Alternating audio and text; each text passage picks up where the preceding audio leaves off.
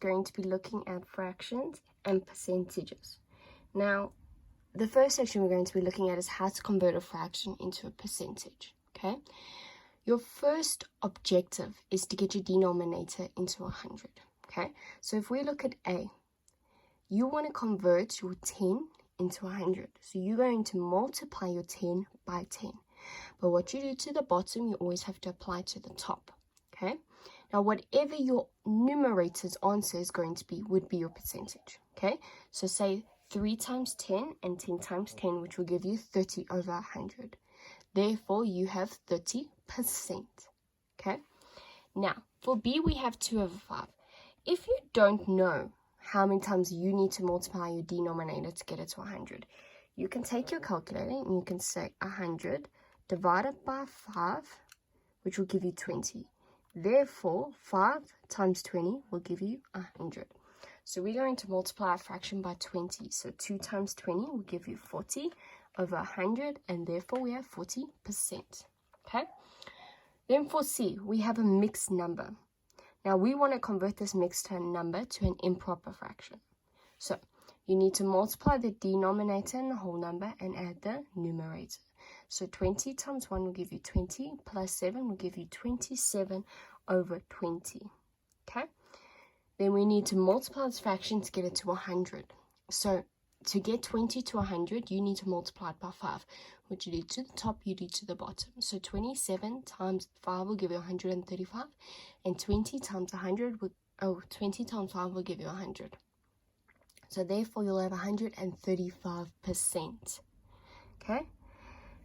Then for D, we have 3 over 8. Now, if you take 100 divided by 8, you'll see that you get a decimal answer. Okay? That's all right. We can use this. So you're going to multiply your denominator and numerator with 12,5, and you'll still get a nice answer. Okay? So 3 times 12,5 will give you 37,5, and 8 times 12,5 will give you 100. Okay? So therefore, you'll have 37,5%. If you have a decimal in a percentage, that is okay. It's still correct. It is possible. Okay? Now for E, you'll see that 12 does not go into 100. Okay? I'll give you a decimal. Oops.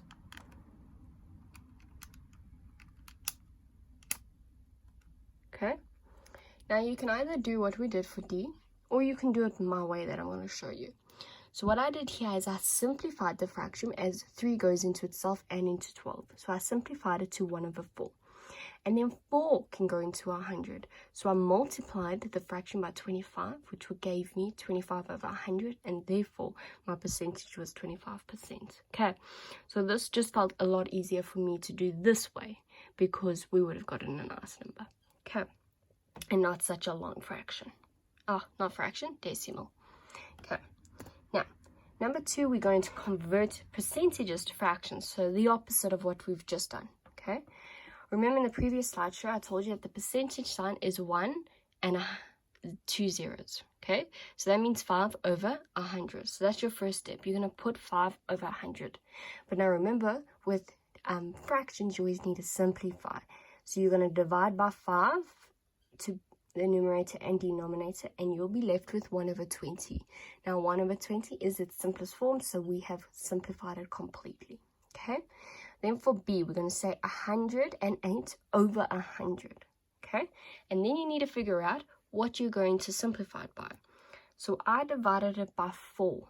Okay, so 108 divided by 4 would give you 27, and 100 divided by 4 will give you 25. So therefore, your answer is 27 over 25. Okay? Then C, we have 36%. So 36 over 100.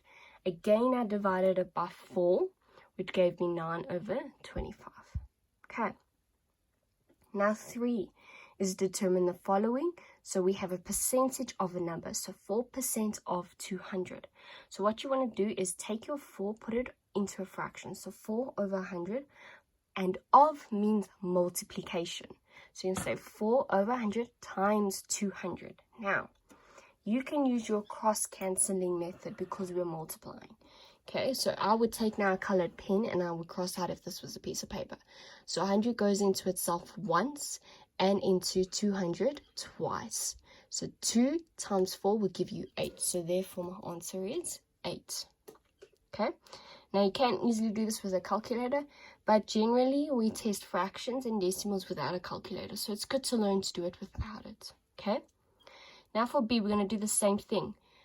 15 over 100 multiplied by 500. Okay. So again, we can cross cancel. You can take your color pencil and you can do it. So 100 goes into itself once and into 500, 5. So you can say 15 times 5, which will give you 75. Okay. Now 4 and 5 says we are increasing and decreasing a number by a percentage. Okay.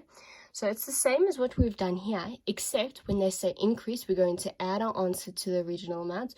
Or if they say decrease, we would take our original amount and minus the answer. Okay, so that's what we're going to do now. So we're going to say 8 over 100 times 140. Okay, you can cross cancel, and that will give you 11,2. Okay, then because the question said increase, you're going to take 140 plus 11,2, which will give you 151,2. Okay, then for 5, it says decrease 2,500 by 10%.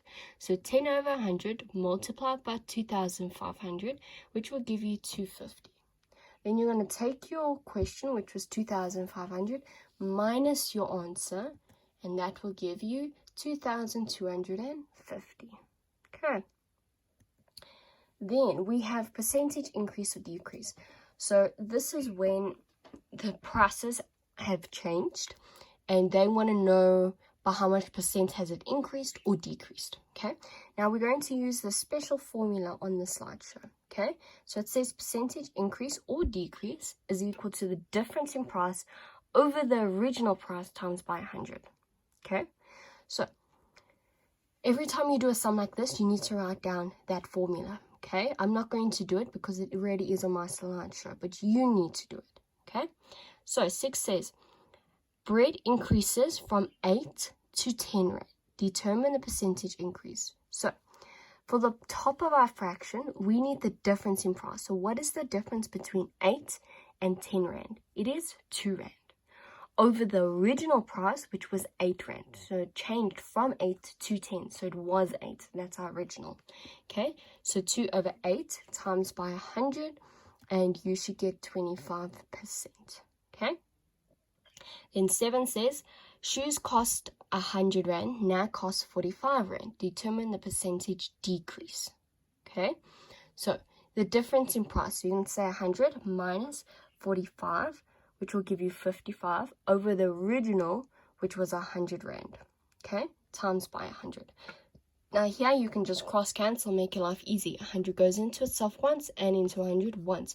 So 55 times 1 would give you 55%. So this one was a nice and easy question. Okay. Then when you're done with these examples and you know how to do it, there are a bunch of exercises you can do, plus a revision exercise on this chapter, which will really help you to understand this work.